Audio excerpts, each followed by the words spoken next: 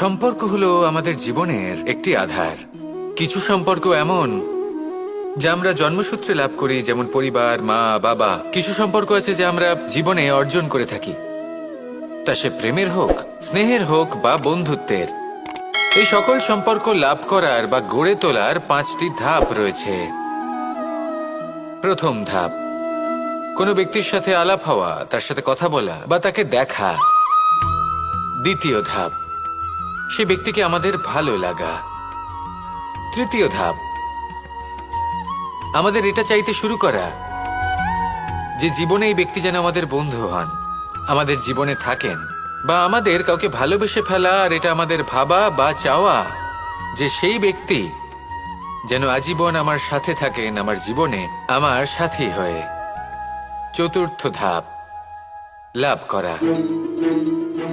এবার এই ধাপটি অনেক মানুষের পক্ষেই খুবই সরল হয়, বড়ই সরলভাবে নিজেদের সঙ্গীকে লাভ করে থাকেন। কিছু মানুষের জন্য এই ধাপ অত্যন্ত কঠিন হয়ে থাকে। অনেক প্রতিকূল পরিস্থিতির উপর জয়লাভ করে তারা সঙ্গীকে লাভ করেন, কিন্তু লাভ অবশ্যই করেন। এরপরে আসে পঞ্চম, অন্তিম এবং সবথেকে গুরুত্বপূর্ণ ধাপ। সেটা হলো সেই সম্পর্ক পালন করা। এটা হলো এমন এক বিষয় যা প্রত্যেক মানুষের শেখা উচিত। যদি ব্যক্তি নিজের জীবনে সম্পর্ক রক্ষা করতে শিখে যান, তবে প্রত্যেক সম্পর্ক তার জীবনকে স্বর্গ করে তুলবে। আসুন আর আমার সাথে ভালোবেসে বলুন, রাধা রাধা। যখন মানুষের মৃত্যু হয় তখন কি হয়? অনেক সংখ্যক মানুষ শোক পালন করতে চলে আসেন। যে ব্যক্তি মৃত্যু লাভ করেছেন তার অনেক বস্তু থাকে যেগুলো তার প্রিয়, যেগুলো তিনি ব্যবহার করেছেন। তার শয্যা, তার বস্ত্র, তার আভূষণ সবকিছু তার থেকে বিচ্ছিন্ন করা হয় এবং খালি হাতে তাকে শ্মশানের উদ্দেশ্যে রওনা করা হয়। আমি আপনাকে এই প্রশ্ন করতে চাই, আপনি এই সংসারে কি অর্জন করেছেন? ধন, সম্পত্তি, বস্ত্র, আভূষণ, এই সবকিছু যে আপনি অর্জন করেছেন, আপনার মৃত্যুর পরে তা আপনার থেকে দূর হয়ে যাবে। এর উত্তর হলো একটাই, আপনার কর্ম। শুধু সেটাই আছে যা একান্ত আপনার, আর শুধু সেটাই এই সংসার থেকে চলে যাওয়ার পরেও সংসারেই জীবিত থাকবে। যদি আপনি দুষ্কর্ম করেন, তাহলে এই সংসার আপনাকে একটি অনুচিত উদাহরণ হিসেবে মনে রাখবে যে এই ব্যক্তি খুব পাপী ছিল, অনুচিত কর্ম করতেন। যে পথে তিনি চলেছেন সেই পথে কারোর চলা উচিত নয়। সেখানেই যদি আপনি সৎকর্ম করেন, তাহলে সংসার চিরকাল এটাই বলবে যে খুব ভালো মানুষ ছিলেন, সবাইকে ভালোবাসতেন, সবাইকে সাহায্য করতেন, আমার খুব প্রিয় মানুষ ছিলেন। এটাই হলো শ্রেষ্ঠ কর্ম। সেই জন্য জীবনে শুধুমাত্র ধন, সম্পত্তি, আভূষণ এই সব অর্জন করতে গিয়ে নিজের মনোনিবেশ করবেন না। শ্রেষ্ঠ কর্ম করুন। সংসার থেকে চলে যাওয়ার পরেও এই কর্মই এই সংসারে আপনাকে জীবিত রাখবে। আসুন আমার সাথে ভালোবেসে বলুন, রাধা রাধা। আশা এবং বিশ্বাস মানুষের জীবনের 2 অমূল্য স্তম্ভ। এটাই হলো ঢাল এবং এটাই হলো অস্ত্র। এটাই আমাদের রক্ষা করে এবং এটাই আমাদের জীবনের পথ প্রশস্ত করে। কিন্তু ছোট একটা সমস্যা আছে। এবার যদি আপনি বটবৃক্ষের থেকে এই আশা রাখেন যে এ আমাকে ফল দেবে, তাহলে সেই আশা ভঙ্গ হওয়াই স্বাভাবিক। আর যদি আপনি বিশ্বাস করেন যে খেজুর গাছ আপনাকে ছায়া প্রদান করবে, তাহলে সেই বিশ্বাসও অবশ্যই ভঙ্গ হবে। তাহলে কি করা উচিত? চোখ বন্ধ করে যে কাউকে বিশ্বাস করার আগে বা যে কারোর থেকে আশা রাখার আগে নির্বাচন করুন যে কার ওপর বিশ্বাস রাখতে চান, কার ওপর আশা রাখতে চান। তবে আমি তো বলবো যে বিশ্বাস করতে হলে নিজের ওপর করুন, যে এই সংসারে এমন কোনো কাজ নেই যা আপনি করতে পারেন না। আর শুধু কর্ম করতে থাকুন আর ভরসা রাখুন ঈশ্বরের ওপর যে উনি আপনার কর্ম দেখবেন আর আপনাকে আপনার কর্মফল অবশ্যই দেবেন, আপনাকে সাফল্য দেবেন। যদি আপনার বিশ্বাস অটল হয়, নিরন্তর পরিশ্রম করেন, তাহলে ঈশ্বর কখনোই আপনার আশা ভঙ্গ হতে দেবেন না। আসুন আর আমার সাথে ভালোবেসে বলুন, রাধা রাধা। আমাদের সকলের কাছে বৃক্ষ অত্যন্ত প্রিয়। আমরা সর্বদাই চাই এই বৃক্ষ যেন সবুজ থাকে, ফুলে ফলে ভরে থাকে, আমাদের ছায়া প্রদান করে, তা যেন সুস্থ থাকে, আমাদের ফল প্রদান করে। আর সেই জন্য আমরা প্রতিদিন সেই বৃক্ষকে জল প্রদান করি। কিন্তু কখনো ভেবে দেখেছেন যে জল তো আমরা বৃক্ষের গোড়ায় দিই, তারপরেও এই জল সেই বৃক্ষের প্রত্যেকটি পাতায় ঠিক পৌঁছে যায়? এটা কিভাবে সম্ভব? কিছুটা এরকমই হলো আমাদের কর্ম। যদি এই পৃথিবীতে থেকে শুদ্ধ মনে সৎকর্ম করেন, এই কর্ম সোজা ঈশ্বরের কাছে গিয়ে পৌঁছয়।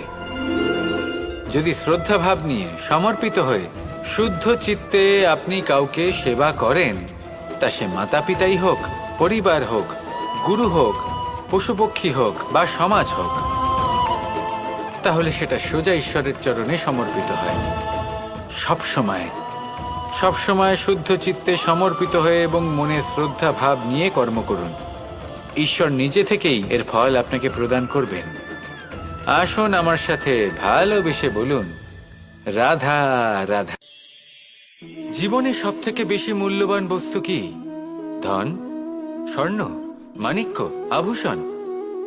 না, এই সব কিছু মিলিয়েও সময়ের এক মুহূর্তের সামনে মলিন হয়ে পড়ে।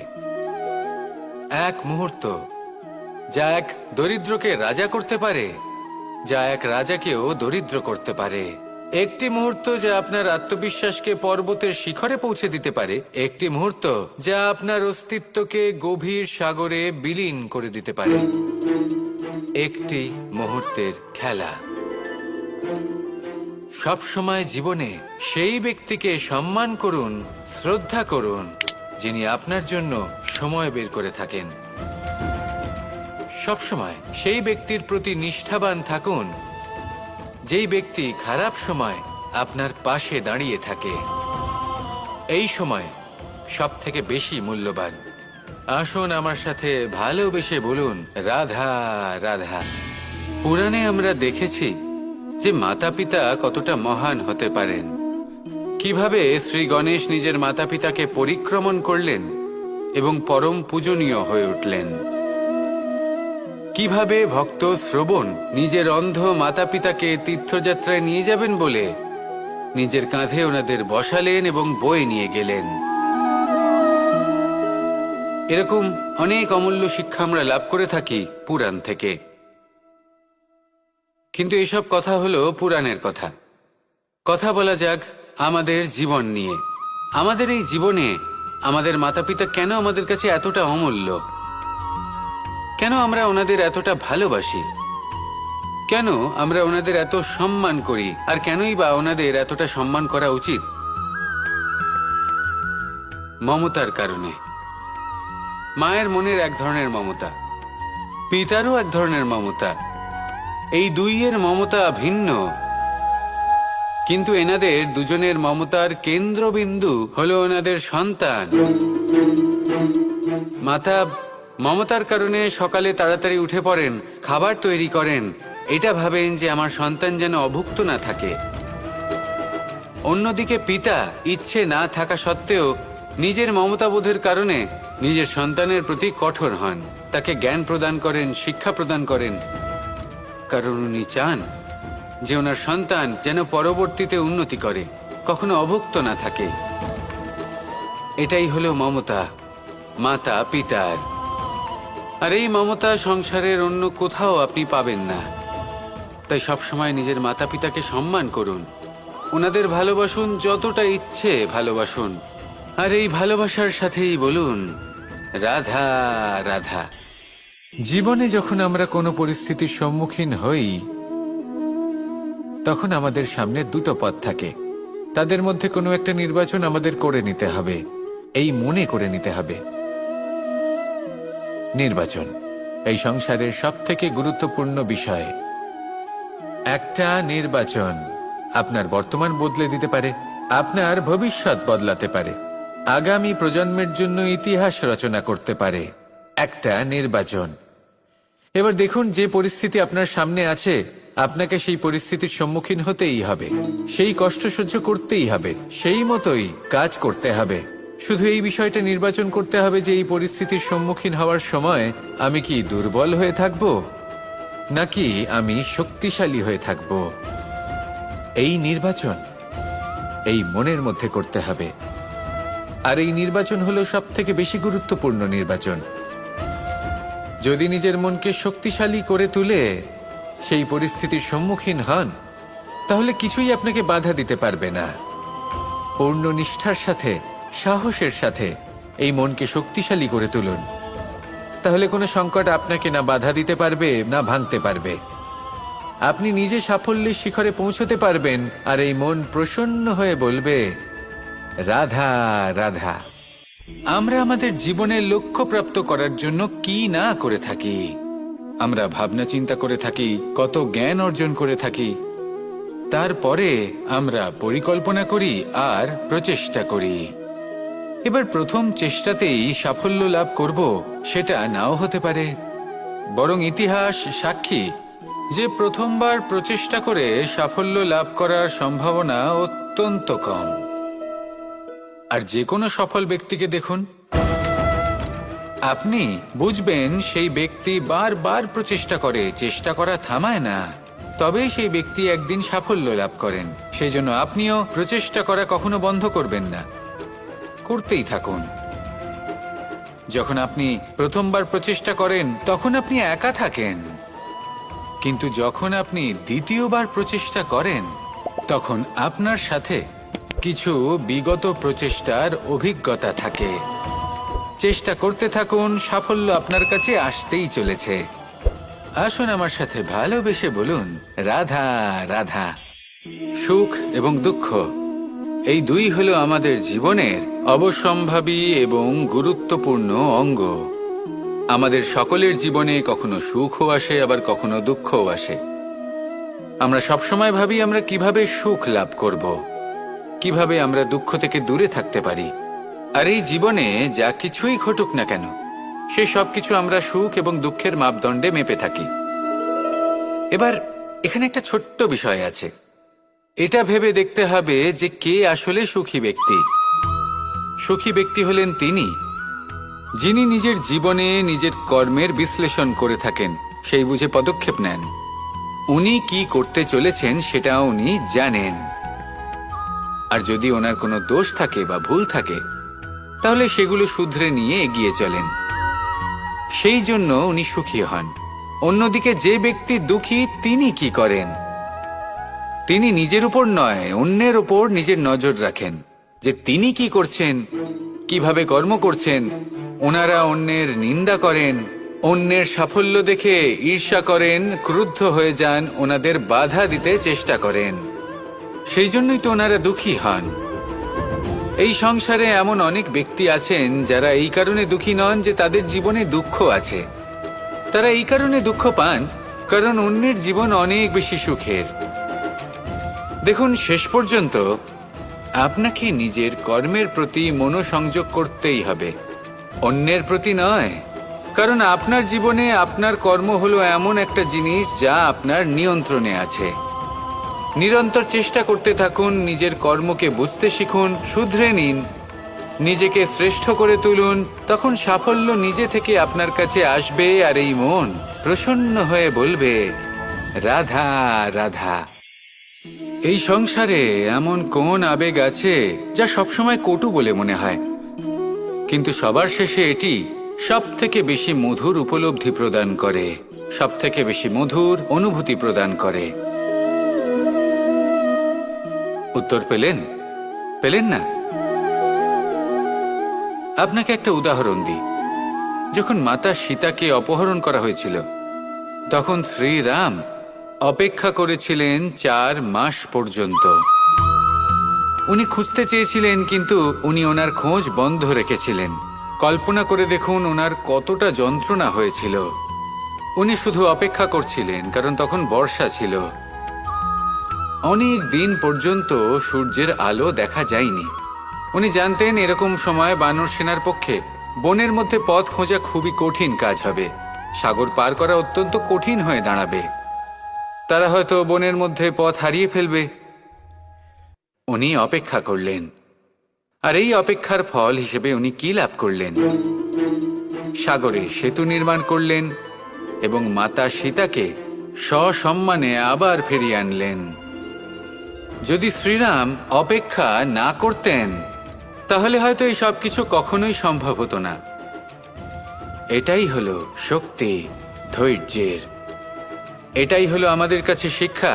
এই ধৈর্যই প্রত্যেকবার আমাদের অত্যন্ত কঠিন বলে মনে হয়। ধৈর্য ধরা অত্যন্ত কঠিন, কিন্তু অবশেষে এটাই সব থেকে শ্রেষ্ঠ ফল দান করে, সব থেকে মধুর উপলব্ধি, সব থেকে মধুর অনুভূতি প্রদান করে। তাই ধৈর্য ধরে থাকুন, সব কিছু শুভ হবে। আর তখন এই মন প্রফুল্ল হয়ে বলবে, রাধা রাধা। এই সংসারে সব থেকে ভয়ানক এবং গভীর অন্ধকার কোনটা? সেটা যখন মেঘ সূর্যকে ঢেকে দেয় এবং সংসার অন্ধকারাচ্ছন্ন হয়ে ওঠে, নাকি তখন যখন সূর্যাস্তের সময় ঘনিয়ে আসে, সূর্য ঢলে যায় এবং এই সংসারে অন্ধকার ছেয়ে যায়, নাকি সেই অমাবস্যার রাত্রি যখন চতুর্দিকে ঘন অন্ধকার থাকে এবং চন্দ্রমার প্রকাশ কোথাও থাকে না? না, এই সংসারে সব থেকে বেশি ভয়ানক অন্ধকার হলো মানসিকতার অন্ধকার। মানসিকতা খুব গভীর একটা বিষয়। এই মানসিকতাই সত্যের রূপ ধারণ করে এবং আমাদের এই মানসিকতা এবং বিবেকে একটা সূর্য থাকে। যদি আমরা এটা জীবন থেকে বের করে ফেলি তাহলে নিরাশা, হতাশা, অসফলতা এর এমন এক ঘন অন্ধকারে আমরা ফেসে যাব যে তার থেকে বাইরে বের হওয়া প্রায় অসম্ভব ব্যাপার হয়ে দাঁড়াবে। বড়ই কঠিন হয় সেই সময়। সেই জন্য ইতিবাচক মনোভাব থাকা খুব প্রয়োজনীয়। এটা ভাববেন না যে এটা আমার সাথে কেন হলো, এই সমস্যা কেন এলো, ওই ব্যক্তি আমার সাথে এটা কেন করলেন। এটা ভাবুন যে আমি জীবনে যে পরিস্থিতিতে দাঁড়িয়ে আছি তার থেকে আমি ঠিক কিভাবে বাইরে বেরোতে পারবো। যতই ঘন অন্ধকার থাকুক না কেন, খুব ছোট একটা প্রদীপের প্রকাশ আমাদের পথপ্রদর্শক হয়ে দাঁড়াতে পারে। আর আমাদের জীবনে এই ছোট্ট একটা প্রকাশ হলো আশা। এই আশার একটি কিরণ আমাদের অত্যন্ত গাঢ় অন্ধকারেও পথ দেখাতে পারে। তাই এই আশাকে সবসময় মনে প্রজ্বলিত করে রাখুন। গাঢ় থেকে গাঢ় অন্ধকারের সাথে, কঠিন থেকে কঠিনতর সমস্যার সাথে লড়াই করুন, সামনে এগিয়ে চলুন, আর আমার সাথে ভালোবেসে বলুন, রাধা রাধা। একটি নৌকা বিশাল একটি সাগরে ভেসে চলে। কখনো যাত্রীদের বা কখনো বিশাল বস্তুকে নিজের সাথে বহন করে নিয়ে চলে, এক স্থান থেকে অন্য স্থানে পৌঁছে দেয়। এই নৌকা কখনো সাগরে আটকে পড়ে বা কখনো ডুবে যেতেও পারে, কিন্তু এই নৌকা তখন ডুবে যায় না যখন এর আশেপাশে অধিক মাত্রায় জল থাকে। এটা তখন ডুবে যায় যখন ও নিজের আশেপাশের থাকা জলকে নিজের ভেতরে প্রবেশ করতে দেয়। যখন আস্তে আস্তে এই জল প্রবেশ করতে থাকে, নৌকা ভারী হতে থাকে আর আস্তে আস্তে ডুবে যায়। এটা আমাদের কাছে একটা শিক্ষা। হতেই পারে আমাদের এই সংসারে, আমাদের জীবনে আশেপাশে অনেক বেশি মাত্রায় নেতিবাচক শক্তি থাকবে, ঈর্ষা থাকবে, বিদ্বেষ, ঘৃণা বা ভয় থাকবে, কিন্তু মনের এই নৌকা শুধু তখনই ডুববে যখন আপনি এই নেতিবাচক শক্তিকে নিজের ভেতরে প্রবেশ করতে দেবেন। মনে রাখবেন, এই নেতিবাচক শক্তিকে কখনো নিজের মনে প্রবেশ করতে দেবেন না। প্রবেশ করলেও তাহলে যেন সে সেখানে কোনো স্থান না পায়। শুধু এই বিষয়টা খেয়াল রাখলে আপনার মনের এই নৌকা জীবনের এই সাগরে সব সময় ভেসে থাকবে, আর এই মন প্রসন্ন হয়ে বলবে, রাধা রাধা। আপনারা সবাই একটা গাছের পাতাকে দেখুন। যতক্ষণ পর্যন্ত ও গাছের সাথে, মানে গাছের ডালের সাথে জুড়ে থাকে, সে সবুজ থাকে, বাতাসের সাথে সে নড়তে থাকে। যতক্ষণ পর্যন্ত ও সূর্য থেকে পাওয়া রশ্মির শক্তি গাছে পৌঁছে দেয়, ততক্ষণ ও ডালের সাথে যুক্ত থাকে। কিন্তু যখন সেই পাতা শুকিয়ে যায় তখন তার কোনো গুরুত্ব থাকে না। সেই পাতা গাছের ডালে এবং বৃক্ষের কাছে বোঝা হয়ে থেকে যায়। এবং এমন এক সময় আসে যখন সেই ডালটি শুকনো সেই পাতাকে পরিত্যাগ করে। এটাই আমরা এই প্রকৃতিতে দেখি এবং এটাই হলো সত্য। আর এটাই আমাদের জীবনে খুব বড় একটা শিক্ষা। যদি আপনিও নিজের জীবনে নিজের আপনজনদের কাছে বোঝা স্বরূপ হয়ে দাঁড়ান, তাহলে তারা আপনাকে যতই ভালোবাসুক না কেন, ওনারা যদি নাও চান, তাহলেও এমন এক দিন আসবে যখন আপনার আপনজন আপনাকে পরিত্যাগ করবে। সেই জন্য সবসময় আত্মনির্ভর হয়ে ওঠার চেষ্টা করুন। নিরন্তর পরিশ্রম করতে থাকুন, কারোর ওপর বোঝা হয়ে থাকবেন না, বরং তার সাথে মিলে দায়িত্ব পালন করুন। এমনটা করবেন, তাহলে আপনার সম্মানও বজায় থাকবে এবং সম্পর্কের মধ্যে আপনার মূল্যও বজায় থাকবে। আসুন আর আমার সাথে ভালোবেসে বলুন, রাধা রাধা। আমাদের মধ্যে এমন অনেক মানুষ আছেন যারা বই পড়তে পছন্দ করেন। অনেক মানুষ আছেন যারা ভিন্ন ভিন্ন রকমের কাহিনী পড়েন। এবার পড়তে পড়তে মাঝে এমন একটা অধ্যায় অবশ্যই আসে যা আমাদের হৃদয় স্পর্শ করে যায়। আমরা হৃদয় যন্ত্রণা অনুভব করি, তাও আমরা সেই কাহিনী শেষ পর্যন্ত পড়ি এবং তখন আমরা বুঝতে পারি যে সেই যন্ত্রণাময় অধ্যায়টি কেন এসেছিল, তার থেকে আমরা কি শিক্ষা পেলাম এবং আমরা অবশেষে লক্ষ্যেও পৌঁছলাম। কিন্তু যদি সেই যন্ত্রণাদায়ক অধ্যায়টিতে আপনি থেমে যান, আপনি যদি এটা ভাবেন যে আমি আর পড়তে পারবো না, তাহলে আপনি জানতেও পারবেন না যে পরবর্তীতে কি হতে চলেছে। এই মন দুঃখে ভরে উঠবে, মনে প্রশ্ন আসতেই থাকে যার উত্তর আমরা পাই না, নিজেদের লক্ষ্য বুঝতেই পারি না। এইভাবেই আমাদের জীবনেও যদি এমন কিছু হয় যা অত্যন্ত দুঃখজনক, যদি এমন কোনো কঠিন অধ্যায় আপনার জীবনে আসে, থামবেন না। তাহলে আপনার জীবনের কাহিনীর একটি যন্ত্রণাদায়ক দুঃখজনক অধ্যায় মাত্র। শেষ পর্যন্ত এই কাহিনীতে টিকে থাকুন, কর্ম করতে থাকুন। আপনি বুঝতে পেরে যাবেন যে এই কঠিন পরিস্থিতি আপনার জীবনে কেন এসেছিল। আপনি শিক্ষাও লাভ করবেন এবং লক্ষ্যও লাভ করবেন। আসুন আমার সাথে ভালোবেসে বলুন, রাধা রাধা।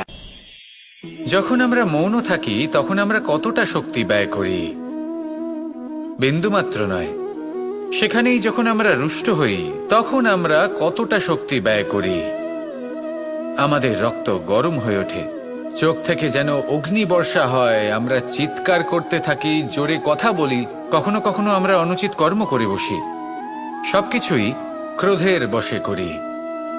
এবার এই ক্রোধকে মৌনতায় পরিণত করতে হবে। এই কাজটা চোখে দেখা যায় না, এই কাজ সরল নয়, এই কাজ হলো অত্যন্ত কঠিন এবং এই কাজই শ্রেষ্ঠ।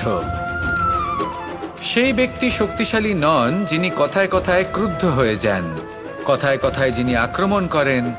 আজ্ঞে না, সব থেকে বেশি শক্তিশালী ব্যক্তি হলেন তিনি যিনি নিজের ক্রোধকে মৌনতায় পরিবর্তন করতে পারেন, যিনি শান্ত মনে পরিস্থিতিকে বোঝেন, তার আকলন করেন আর তারপর বিবেকের দ্বারা সিদ্ধান্ত নেন। তিনি হলেন সব থেকে শক্তিশালী ব্যক্তি। তাহলে সেই ব্যক্তি হয়ে উঠুন আর আমার সাথে ভালোবেসে বলুন, রাধা রাধা। এই শুকনো পাতাটিকে দেখুন, নিষ্প্রাণ হয়ে পড়েছে। কোনো একটা সময় এই পাতাটি একটা গাছের ডালে ছিল। সেই গাছ ওর লালন পালন করত। যখন যখন বাতাস বইত, এই পাতায় কম্পন দেখা দিত, মনকে প্রফুল্ল করে তুলত। কোনো একদিন এই পাতা গাছের ডাল থেকে ঝরে পড়ে গেল। নিঃসন্দেহে ও নিজের স্বাধীনতা পেল, কিন্তু আস্তে আস্তে শুকিয়ে গেল, নিষ্প্রাণ হয়ে গেল। দেখুন, আমি এই কথা বলছি না যে স্বাধীনতা অনুচিত, কখনোই না। কিন্তু যে কোনো পরিস্থিতিতে স্বাধীন হতে চাওয়া এটা নিশ্চিতরূপে অনুচিত। আমরা যদি আমাদের জীবনে পরিবারের গুরুত্ব ভেবে দেখি, তাহলে এই পরিবারে যতই মতভেদ থাকুক না কেন, যতই মনোমালিন্য থাকুক না কেন, যতই বিবাদ থাকুক না কেন, এই সব মিটিয়ে নেওয়া অত্যন্ত প্রয়োজনীয়। সেই সব কিছু সমাপ্ত করা অত্যন্ত প্রয়োজনীয়। কখনো এই পরিবারকে ভাঙতে দেবেন না, কখনো এই পরিবার থেকে দূরে চলে যাবেন না। এই পরিবার হলো আমাদের জীবনের একটা অমূল্য সম্পদ, অমূল্য এক আশ্রয়, যা এই সংসারে হয়তো কোথাও আপনি পাবেন না। তাই একে আগলে রাখুন। ভেবে নিন আপনি পাতা আর আপনার পরিবার সেই গাছ। আসুন আমার সাথে ভালোবেসে বলুন, রাধা রাধা। জ্যোতিষ একটা বিদ্যা, এ হলো একটা বিজ্ঞান। যে নক্ষত্র দশায় আপনি জন্মগ্রহণ করেছেন, যে স্থানে আপনার জন্ম হয়েছে, এগুলো আপনার জীবনের দিশা স্থির করার ক্ষেত্রে গুরুত্বপূর্ণ ভূমিকা পালন করে। কিন্তু যে রাশিতে আপনি জন্ম নিয়েছেন আর আপনার যা নাম স্থির হয়েছে, সেটা আপনার ভবিষ্যৎ নির্ধারণ করবে তা আবশ্যক নয়। রা দিয়ে রাম এবং রা দিয়ে রাবণ, এই দুজনের রাশি সমান ছিল, কিন্তু একজন নিজের শক্তির দুর্ব্যবহার করলেন। স্বর্ণ লঙ্কার অধিপতি রাবণ, চতুর্দিকে বিজয়ী হওয়া সেই ব্যক্তি নিজের পতনের সম্মুখীন হলেন। শ্রীরাম রাবণকে বধ করলেন। শ্রীরাম, যিনি নিজের কর্ম দ্বারা, নিজের পরিশ্রম দ্বারা ঈশ্বর উপাধি লাভ করেছিলেন, 14 বছরের বনবাস ভোগ করলেন, আর যখন বিপদে পড়লেন তখনও নিজের রাজ্যের সাহায্য নিলেন না। বনের মধ্যে নিজে বানর এবং ভাল্লুকদের নিয়ে একটি সেনাবাহিনী গড়ে তুললেন এবং রাবণকে তার কুকর্মের শাস্তি দিলেন। তাই সর্বদা এটা মনে রাখবেন, আপনার খ্যাতি, আপনার ভবিষ্যৎ আপনার কর্ম নির্ধারণ করে, আপনার রাশি নয়। তাই সবসময় শ্রেষ্ঠ কর্ম করুন আর আমার সাথে ভালোবেসে বলুন, রাধা রাধা। প্রজাপতি দেখেছেন কি সুন্দর হয়, তাই না? এই প্রজাপতি, ওদের দিকে তাকালে নিজের অজান্তেই নিজের মুখে হাসি ফুটে ওঠে। কিন্তু এই প্রজাপতি জন্ম থেকেই এমন দেখতে হয় না। জন্ম থেকে এদের কাছে ডানা থাকে না, এরা উড়তেও পারে না।